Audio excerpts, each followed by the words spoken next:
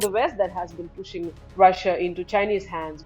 If you have a partner who continues to poke you, who continues to question your ties with other nations, what kind of partner it is, and to such a partner like India, which they need. The Russian government or the Russian army does not lure people to fight. It has its own, first of all, army. It has its own volunteers. Very unfortunate state of affairs when the entire world had to be glued to the screens to see what happens in US, because that affects everybody's life. Tensions have been on the rise between Russia and the West amid the ongoing conflict in Ukraine. In the latest, Putin has threatened to abandon a moratorium on deployment of intermediate range nuclear forces. Today, we have with us a senior journalist from Russia to help us understand the Russian stand on the issue. Welcome to Hindustan Times, Ksenia. Thank you so much for taking out the time to talk to us.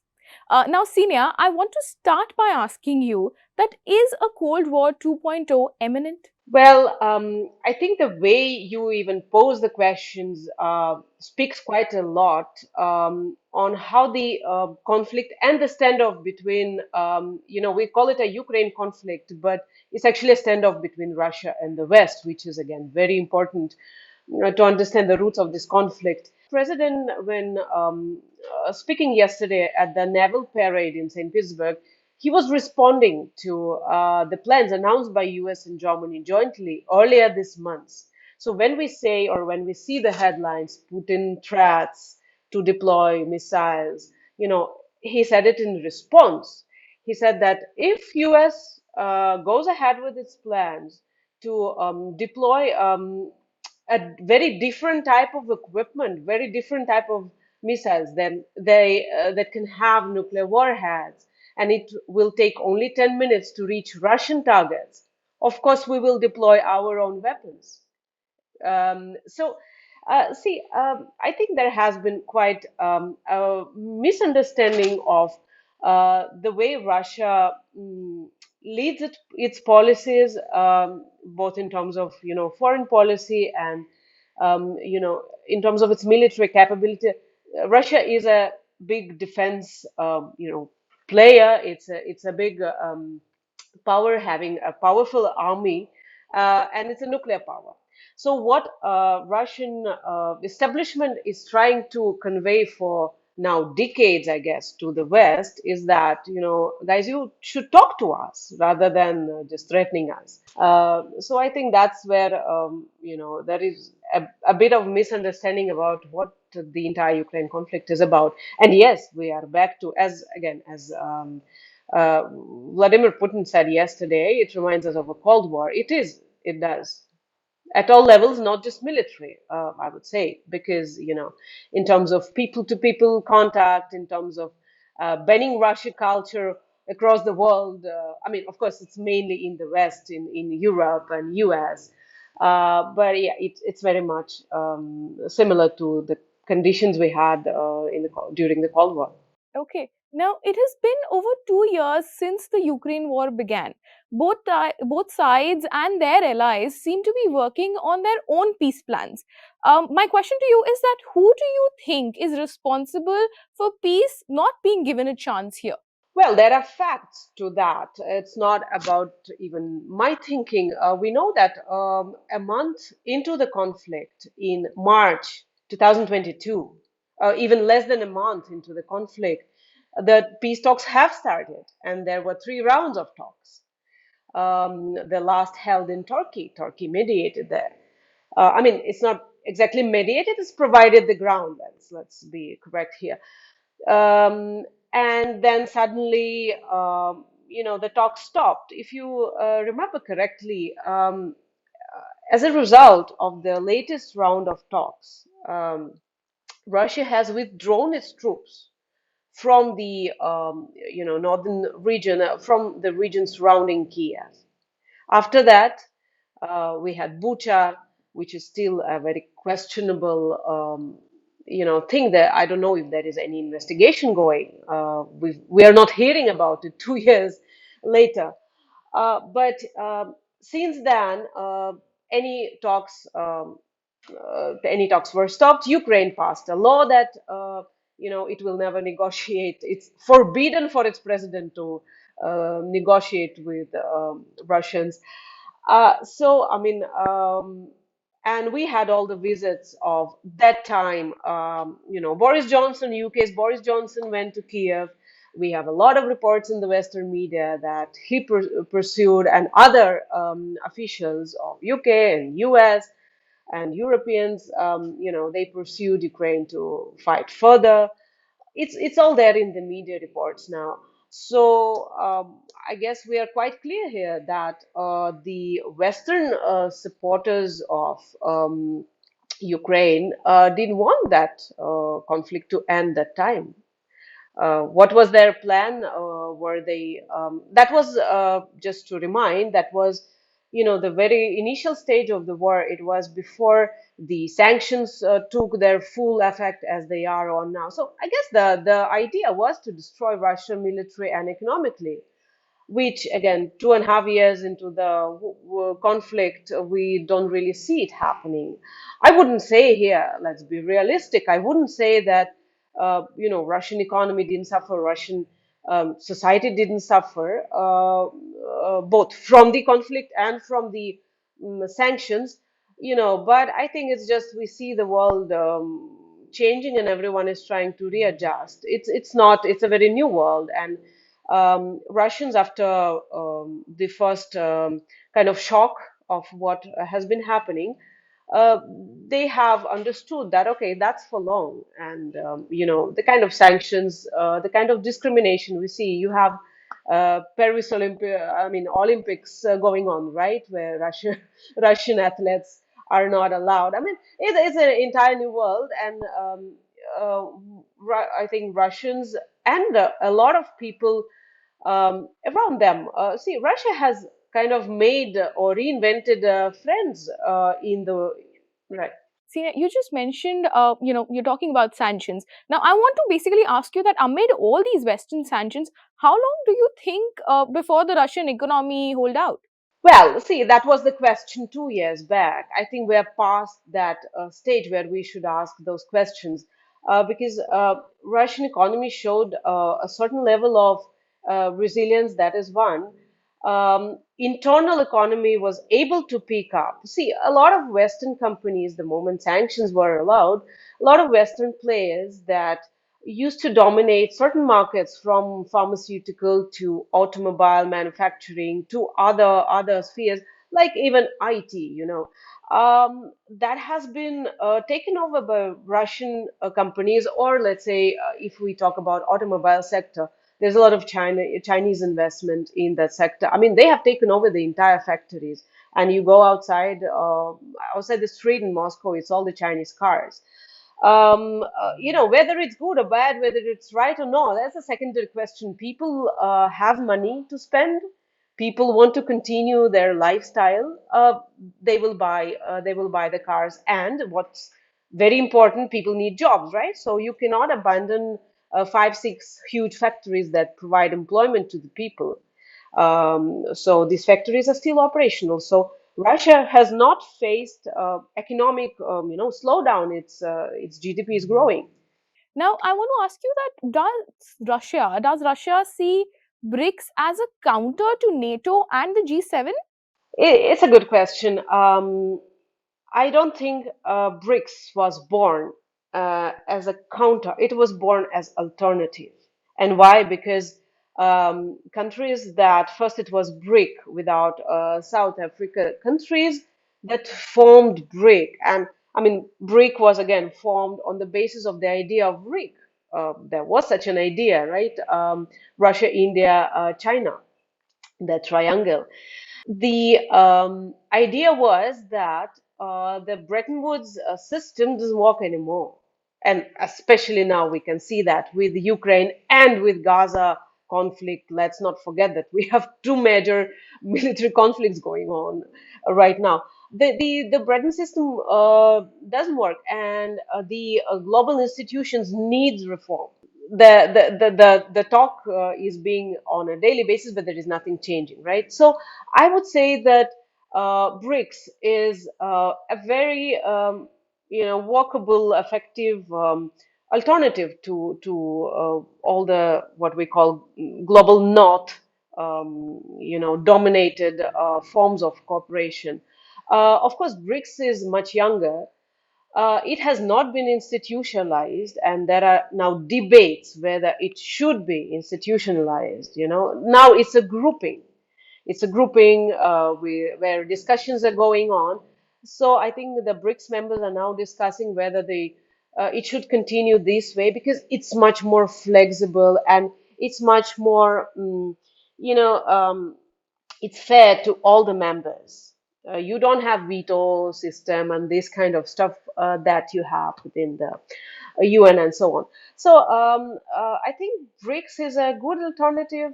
They're discussing a lot of economic cooperation, and again, it's like if you read especially the latest documents, they specifically mention that no country will impose sanctions, within the grouping. I think that's very important because we see it happening in front of our eyes. The kind of sanction system that is being used to basically undermine other countries' economies and potential for growth.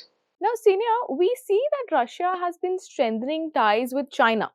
Do you think Russia can completely trust China to be by its side? Well, it's been centuries of relationship, and I think that should be taken into the account. Russia and China share the huge border. They comprise the, you know, biggest territory in the world. If you take Eurasia, they are two biggest countries in the continent. So it's a natural partnership. There can't be, if Russia and China go to war, then the world is gone. So it's a very natural partnership, and trust issue is always there in geopolitics, right? But we don't have examples to see how, if you talk about a relationship with the US of many countries, and I think here Indian example would also be valid because despite for economic and other reasons, New Delhi is developing and expanding its ties with Washington, which is again very natural. There is always an issue of trust because there are so many points of discontent. So I think it's kind of easier, and there are less of such examples with Russia and China. And it's not just a transactional. Of course, we can say, and that's how this cooperation is always portrayed. Let's say in the Western media and by Western experts, that Russia will become a junior partner to China. It will become a resource kind of supplier, just a resource supplier to China. But we can first of all we can't downgrade the energy trade because the world still runs on coal and oil. As much as we speak about renewable energy and stuff, it's good. That's something that should be done. But for the next 2, 3, 4, 5 decades, we are still, I think, the world economy will be still running on oil and gas, and this is what Russia has. It's full of resources and the critical minerals and so on. So we shouldn't discard that, but that's not the only thing that is valid for these two countries. There's a lot of there's a lot of history into that relationship, and if we see what's happening with Russia and China relationship to the West, it's a very bipolar world again. So Russia and China have no choice. Again, as I think most of experts that I follow say, it has been first of all the West that has been pushing Russia into Chinese hands because Russia has spent after 1991, after the collapse of Soviet Union, Russia tried so hard to be a part of that global North and the West, and we are where we are. We are basically at war now. So Russia was not accepted, and I don't think that the West, led by the US, ever wanted to really accept Russia or consider it as equal. And that's again takes us to the first question and my first response, to your question, where we really stand in this conflict, and is it again a Cold War? Yeah, it's very much related to that. Okay, okay. Thank you for that answer. That explains a lot. Now, apart from Iran, which other countries have been helping Russia continue the war in Ukraine? I ask you this because there have been rumors of North Korea helping with arms. Is there any basis to these allegations? There could be bases. There are various reports. You have seen Vladimir Putin going to North Korea and signing strategic documents that they would stand by each side in the case of conflict. Now, what do we call by helping Russia, to conduct the conflict? I don't think that is the way we should really assess it. If Russia is ordering its some arms supplies somewhere, if it's buying it, I don't see how the word help should be used here, because this is a purely transactional kind of thing. Uh, in the about 2 years back, there were reports that Iran has been supplying its drones to Russia, and then those reports were actually confirmed. Russia lacked drone technology in the beginning of the conflict. I mean, it didn't lack drone technology. There have been their own developments, but the kind of a scale of mass production was not there. Within the 2 years or 2.5 years into the conflict, the situation has changed completely. There are drone factories. Russia is producing a lot of these things because during this conflict, we actually saw the kind of need in that technology. It's a very different warfare from what has been there before. Even in Syria, I would say. I mean, the last such a huge conflict before, Ukraine and now Gaza. So Russia has developed within these 2 years. Russia has developed, ramped up its capabilities. I have no reports, no data to say right now whether it's relying on anyone else's technology, be it Iran or North Korea or China or whatever it is. I think Russia has developed its own capabilities, and that's what matters. Now, coming to India, West is not very comfortable with India's alliance with Russia. Like we saw when Prime Minister Narendra Modi went to meet President Putin. Now, what do you make of the Indian position? Well, Indian position is always, it's not just me or the experts in Moscow. I think I mentioned it in one of the interviews recently. I hear from the cab drivers in Russia when I mention that I'm kind of related to India, or I drive around with my Indian husband. They mention, oh, Indians are so smart. The way they conduct the foreign policy, the way they talk to the US. And I'm surprised, like a common man is, able to follow that, which means a lot. 10 years back, there was no knowledge of India and what India does and how India thinks here in Russia. So I think that has changed, and that's for the good. Now, of course, India is perfect at doing a tightrope walk on maintaining relations with both Russia and the West. I think the West had a complete meltdown over PM's visit to Moscow, and I mean it's been now 2 or 3 weeks after the visit, and the talks are still on. The U.S. still comes up with some new comments. Last week, the U.S. official said basically that no important agreement were signed, but we're still carefully looking. I mean they contradict themselves, I guess, because they see that India has not downgraded its ties with Russia. The kind of trade we have right now between India and Russia, over 60 billion, and I mean it was around 10 billion for several, for at least one decade. It was not growing at all, and now it suddenly jumped 6 or 7 folds. That helps both countries, and it works in both countries' interest because India does need natural resources. India does need oil to sustain its own growth. The West had tried really hard to make India downgrade its ties with Russia. That has not happened because India is a growing superpower. It has to take care of 1.4 billion people, and it will continue engaging with anyone. I mean, you have seen Venezuela or Iran. India has been procuring oil from the sources that suits its interest, and it's just fine. It's fine in the multipolar world.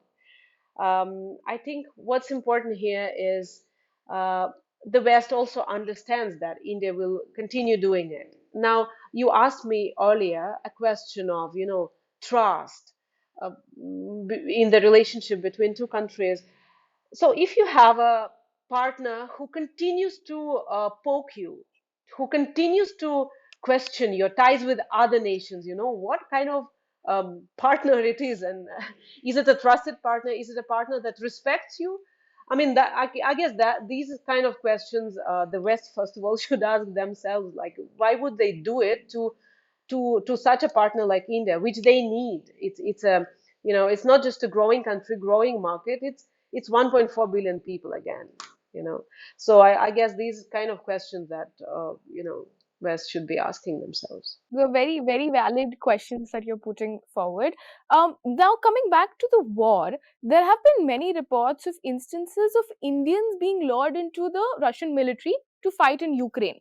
Prime Minister Modi also raised this concern with President Putin. How is Russia planning to stop this? See, there have been many reports, and it's very unfortunate, first of all, that there are Indians who are lured into the war zone. But here, what's important is because you asked me how Russia can stop it. I would quote here the Russian Foreign Ministry that specifically said that Russian government or the Russian army does not lure people to fight. It has its own, first of all, army. It has its own volunteers who are coming and signing up. Now, what has been happening here? In March, we have seen this press statement from CBI that they have cracked down on the human trafficking network in India, and I think there was UAE and maybe other countries. So basically, Indian people were promised the jobs in Russian army, and the reports were even mentioning it was some low scale jobs like a helper. There is nothing like this in the Russian army, a helper. Everyone is soldiers, they go and fight. There are soldiers, there are officers, right? So it's not like you will go and be hired just to carry somebody's bags. I mean, this is quite a nonsense. So I think the people were lured with the promise of fake jobs. They were taken, and again, the Indian investigators cracked down on the fake visa centers that would arrange for some tourist visa to these people. So see, we have. I think both countries have to work on its side, and I think Russia was quite clear that it has communicated and resolved the matter basically within its military. See, what happens in Russia if a foreigner wants to fight? He is free to come and sign up the contract. There is no restriction like that. um, these people were told by these agents that they have to do it, so they came kind of voluntary, as the Russian military officer would see it. He wouldn't question why these people came. So now I guess that's has been taken care of after at least what we can read from the statements that were made by Russian and Indian side after the bilateral summit earlier this month.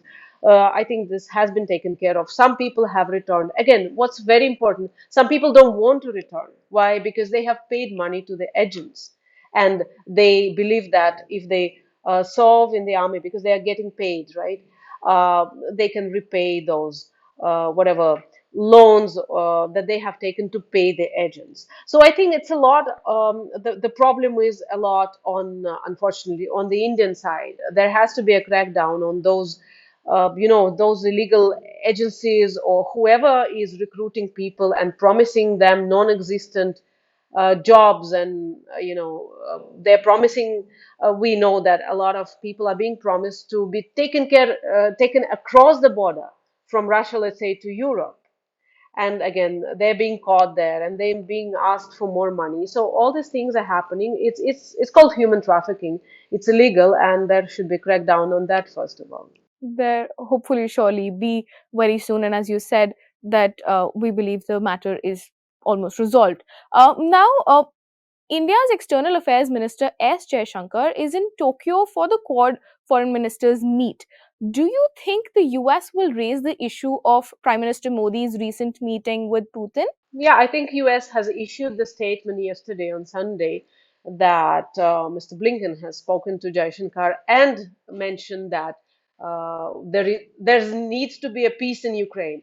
So, I mean, these kind of statements, yes, they bet on India to be kind of to get more involved in resolving this conflict. Despite, I think India has said that while it is all for dialogue and diplomatic resolution to this peace, it is the US that is supplying arms to Ukraine, and it's the US money and arms that are being involved in the Ukraine. So US should be the first to kind of get into this and contribute more to resolving this conflict peacefully, and not ask other countries to kind of do their job. That's really what I think is happening. Okay. Senior, before I let you go, I just want to know that how do you think the ongoing war in Ukraine and the outcome affects Europe and the world at large? Well, as I said before, I think it's a very new world with much less of trust, and um, much less of uh, more uncertainties, I would say, both for Russia, for Russians as nation, and for Europe, because we could see in the past 2 years that Europe is completely dependent on what is happening in Washington. You see the reactions to the upcoming U.S. election. You see the headlines where, oh, Europe, fears Trump coming back. Now you see what's happening in European countries. The countries that are within the EU, um, they are told by the US that they have to increase their defense spending. And increasing defense spending means buying more weapons from the US, because if you see the European countries have been contributing to Ukraine conflict. They have been sharing some of their weapons with Kiev and buying more new US weapons. I mean, that's the state of affairs, and of course, this is all covered by, very different headlines, very different messages that European leaders are sharing with their own people, because they are being threatened by Russia and China and all this thing. But if you look at the facts speak a very different, different story. So I think Europeans will, and you see it already happening. There are elections that have been held in several countries. There are EU parliamentary elections.